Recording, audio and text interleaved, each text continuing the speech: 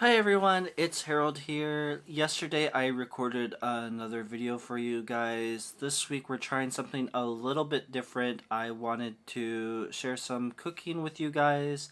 I ended up making some bibimbap. It's a really popular dish here in Korea. You can literally use your leftover banchan and mix that together with some rice, some gochujang, and some sesame oil. Fry up an egg and put it all together, or you could even make it very lavish. There's different things like acorn jelly. You can even use steak meat if you really want to, and if you're a vegetarian you can do a completely vegetarian dish without having to compromise on your dietary needs. There's just a whole bunch of different vegetables and other ingredients that you can use, and so it's a really flexible type of Korean food that you can make at home fairly easily, whether you're in Korea or outside of Korea. A lot of the ingredients that I used you can find in the US pretty easily. So if you're in other parts of the world, don't worry if you don't have some of these ingredients, you can always substitute them. But I hope you guys enjoy this video.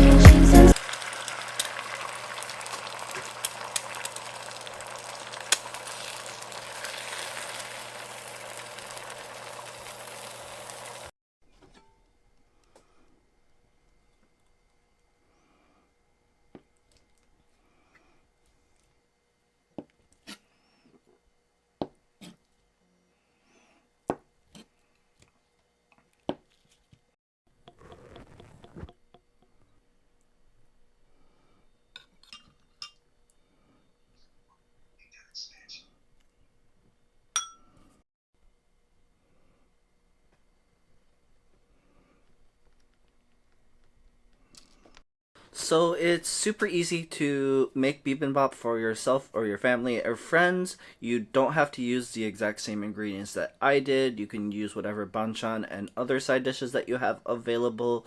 You can use stuff like kimchi and different and any other kind of vegetables. Like I don't know some people that even use mushrooms in their bibimbap, and the possibilities are really endless. So if you did enjoy the video, go ahead and give it a like. Make sure that you're subscribed. We've got some other videos coming up this week, like this weekend should be another travel video. And until next time, this is Harold with Sapphire Kitsu Travels. Teach, learn, and explore. Bye bye.